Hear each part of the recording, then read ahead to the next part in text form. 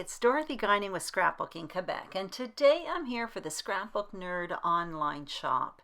The design team was challenged to work with florals this week, so for me, that's easy because as far as I'm concerned, a flower in scrapbooking is a basic shape, almost like circles and hearts. They are so versatile. They can be elegant, funky, rustic. For old people, young people, honestly, the possibilities are endless. Here's the material I'll be using. It's Vicki Boutin's new Wander collection, and I got all of this at the Scrapbook Nerd Online shop, so I will link up the shop as well as the products I use in the information box below.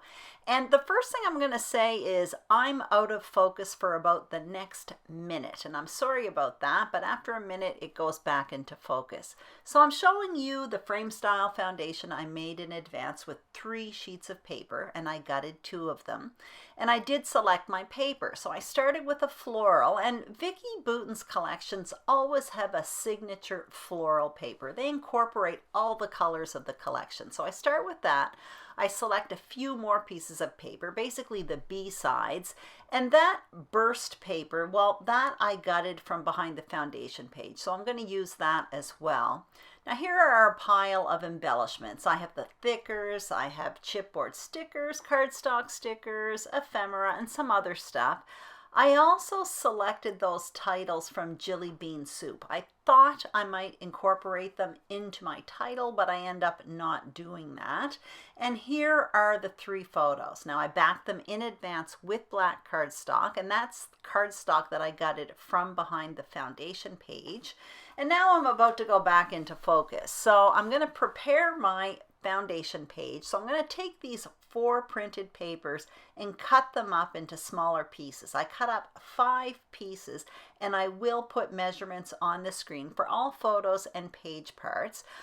What I'm going to do is create kind of a complex layered look to this page, but it's really quite easy to achieve. So if you want to do what I'm doing, what I would recommend is when I place these papers on top of the white foundation page, just watch how I place them. It's basically an easy recipe to creating a layered look on a page. Once I get all of this cut, I am going to place it, like I said, on the white paper, and then I will place my photos on top of it as well. I'm just showing you the pieces first anyway. So here we go, placing them on the foundation page.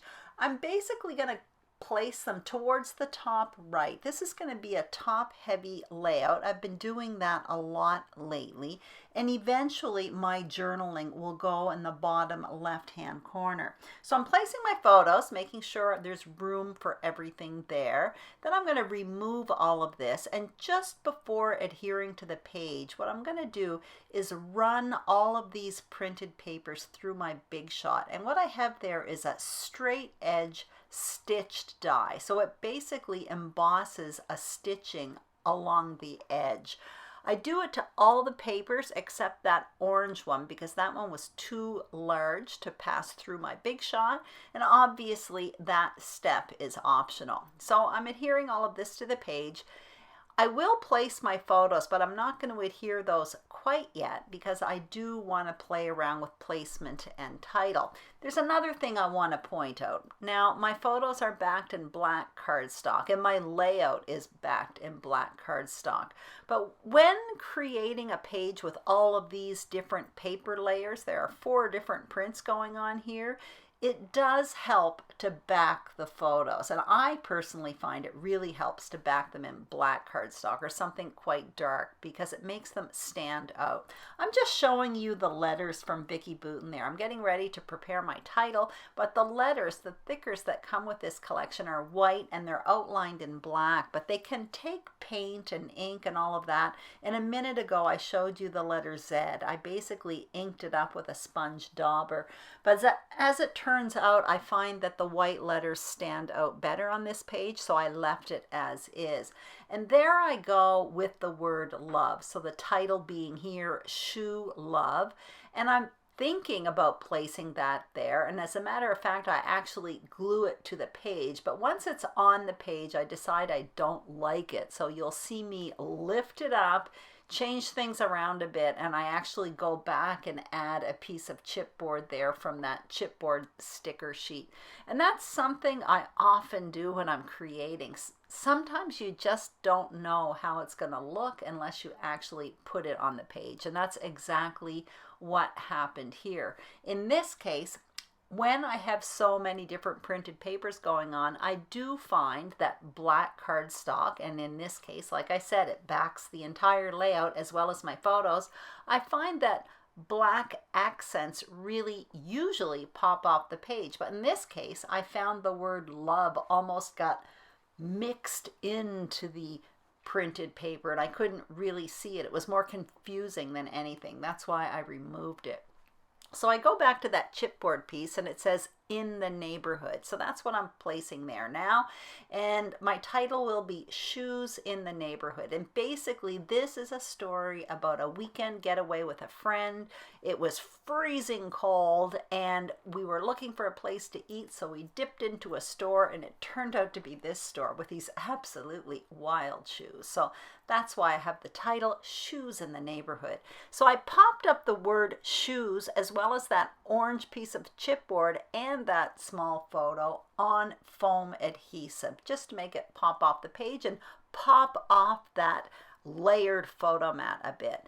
Now what I'm doing is creating 3 embellishment clusters around this photo cluster. I don't have to add a whole lot of embellishing because there's already a lot going on with these layers, but I do add a few. So I have florals from the chipboard sticker sheet as well as from the sticker sheet.